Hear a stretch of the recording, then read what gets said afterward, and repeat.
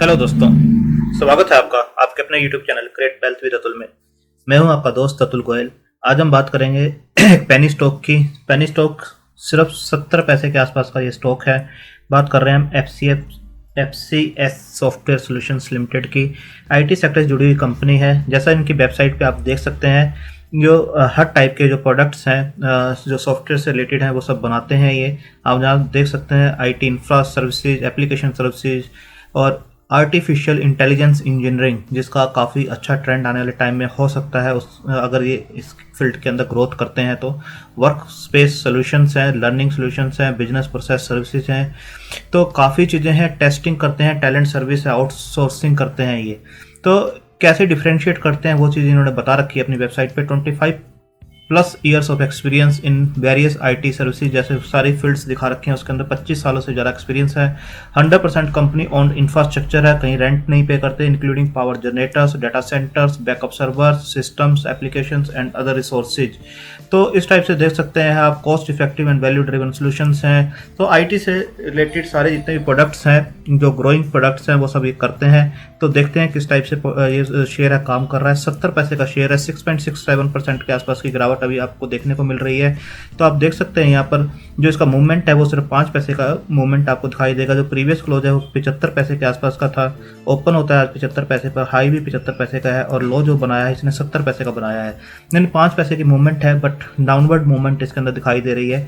52 भी हाई देखेंगे तो 1.25 का है, वहाँ से काफ़ी करेक्ट हो चुका है। और लो देखेंगे तो 0.10 का है, वहाँ से ऑलमोस्ट शेयर अभी भी 7 गुना के आसपास काम करता हुआ नजर आ रहा है। अगर 5 दिन में देखेंगे तो जैसे मैंने बताया, एक डाउनवर्ड मूवमेंट इसके अंदर दिखाई दे रहा है। 85 पैसे के ऊपर जो बना था, तो 80 पैसे, देन 75 पैसे और 70 पैसे के आसपास मूवमेंट करता हुआ दिखाई दे रहा है। तो 1 महीने का भी देखेंगे तो एक रेंज के अंदर है। 1 रुपये के आसपास जो शेयर था वो जो है 70 पैसे 75 पैसे के आसपास दिखाई दे रहा है। अभी 75 पैसे है, बिल्कुल जीरो फ्लैट नज़र आ रहा है, बट मूवमेंट जो है आज इसका सिर्फ 70 पैसे और 75 पैसे के आसपास आपको दिखाई दे रहा है।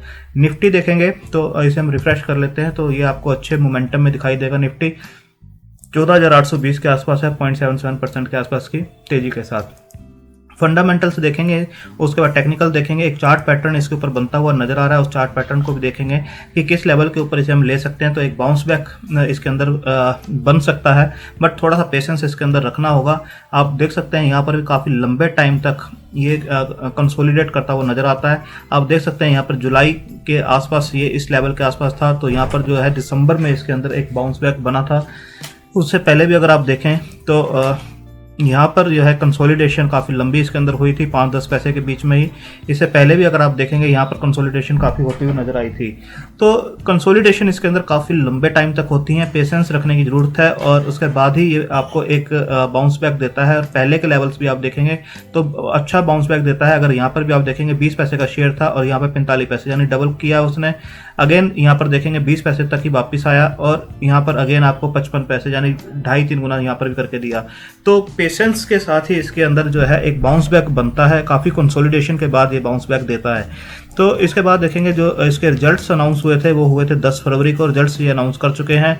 और उसके बाद फंडामेंटल्स पे एक और नज़र डाल लें, और क्या इसके अंदर कुछ लंबे टाइम के लिए ट्रेड किया जा सकता है या इन्वेस्टमेंट किया जा सकता है, किस टाइप के लेवल दे सकता है, उसके ऊपर एक और नज़र डाल लेते हैं।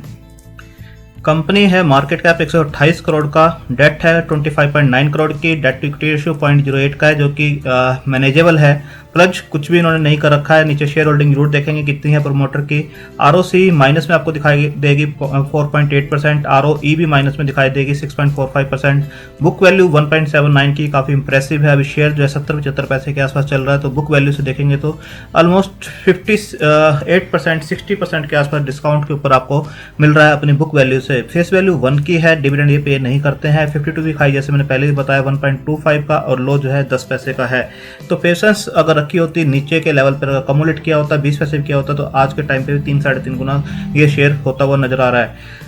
इसके बाद देखेंगे शेयर जो है 200 DMA से ऊपर ही बना हुआ है, और एक रेंज के अंदर जरूर है, और ऊपर से नीचे ही आ रहा है। करेक्शन इसके अंदर हो रही है, और बट 200 डे DMA से ऊपर बना हुआ है। इसके बाद देखेंगे रिजल्ट्स जो दिसंबर के दिए थे इसने, आप देखेंगे 8.65 की जो है सेल्स इसके अंदर थी, जो कि पिछले दिसंबर 2019 से भी डाउन थी और लास्ट क्वार्टर 9.03 उससे भी डाउन थी।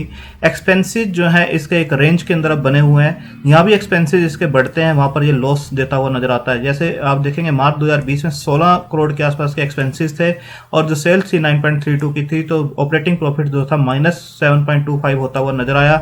अगेन आप देखेंगे यहाँ पर 8.40 के आसपास की सेल्स और 10 करोड़ के आसपास के एक्सपेंसेस, -1.64 के आसपास का ऑपरेटिंग प्रॉफिट होता हुआ नजर आया। तो यहाँ पर इन्होंने अभी एक्सपेंसेस जो है अपने कुछ लिमिट किए हैं, 6 करोड़ के आसपास आप देख सकते हैं, 6-6.25 करोड़ के आसपास।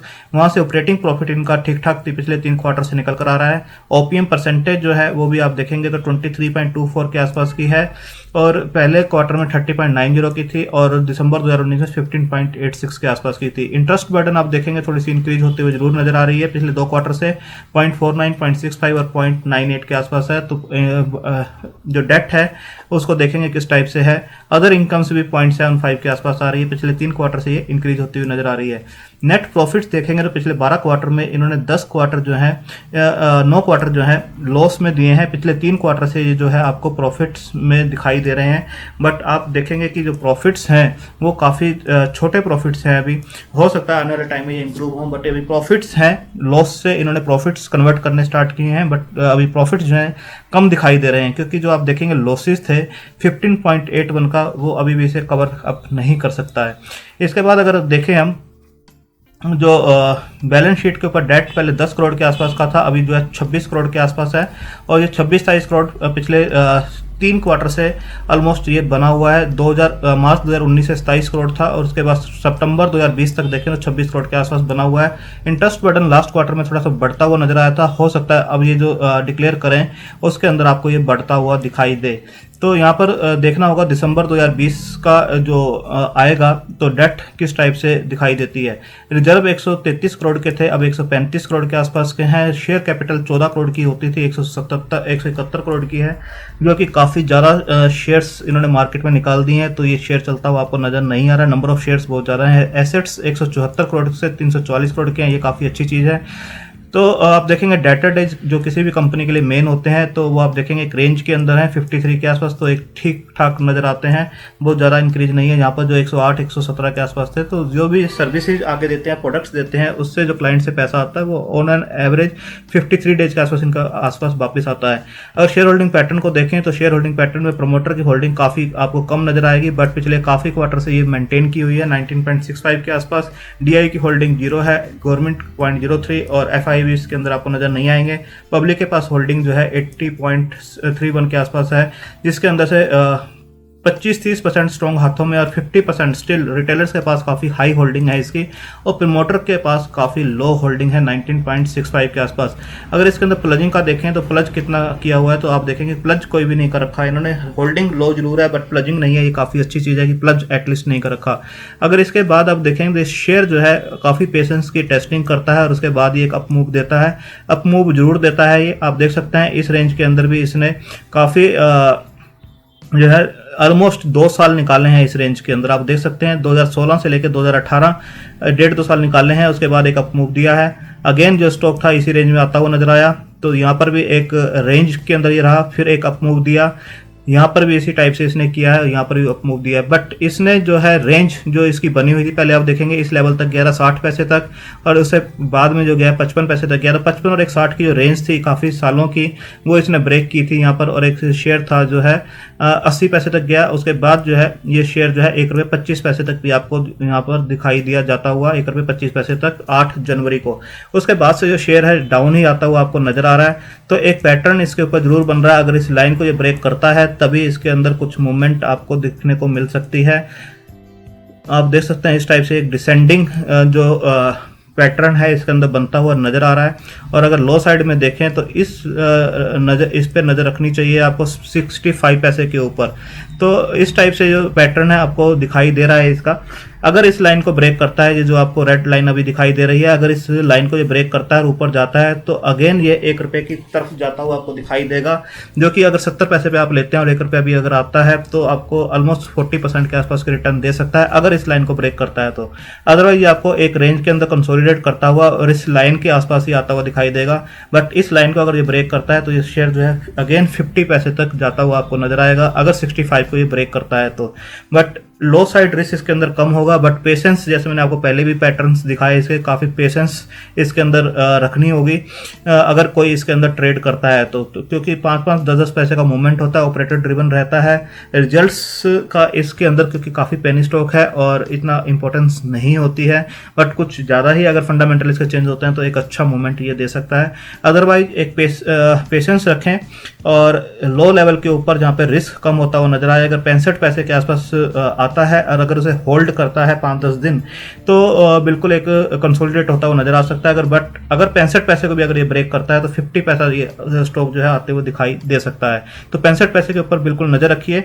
बाय ऑन डिप रहेगा इसके अंदर, सिर्फ टेक्निकल पॉइंट ऑफ व्यू से। फंडामेंटल अभी पेनी स्टॉक है और इतने अच्छे नजर भी नहीं आ रहे हैं, प्रमोटर की होल्डिंग काफ़ी कम है और जिस हिसाब से पहले 9-10 क्वार्टर में इन्होंने लॉसेज दिए हैं और जो प्रॉफिट्स आ रहे हैं वो भी काफ़ी कम है, तो उस हिसाब से ज़्यादा देखने को नहीं है fundamental. But technical point of view से 50 पैसे के आसपास अगर स्टॉक आता है 65 को ब्रेक करने के बाद, बिल्कुल इसे लेके बन सकते हैं। ₹1 ये आपको दिखा सकता है आने वाले टाइम में। तो ये इसका रेजिस्टेंस जोन इस टाइम बना हुआ है, सपोर्ट जोन फिर 65 पैसे के आसपास बना हुआ है। तो आप अपने फाइनेंशियल एडवाइजर से डिस्कस करके अपनी होल्डिंग कैपेसिटी और रिस्क टेकिंग कैपेसिटी के हिसाब से स्टॉक को कंसीडर कीजिए। पेनी स्टॉक है, पेनी स्टॉक में पैसा ही लगाना है, छोटा ही पैसा लगाना है, पोर्टफोलियो का 2 से 3% लगाना है। और पेनी स्टॉक में 2 या 3% जो आप लगाएंगे उसके अंदर भी 4 से 5 पेनी स्टॉक्स होने चाहिए, किसी एक के अंदर पैसा कभी भी नहीं लगाना चाहिए। थैंक यू, धन्यवाद।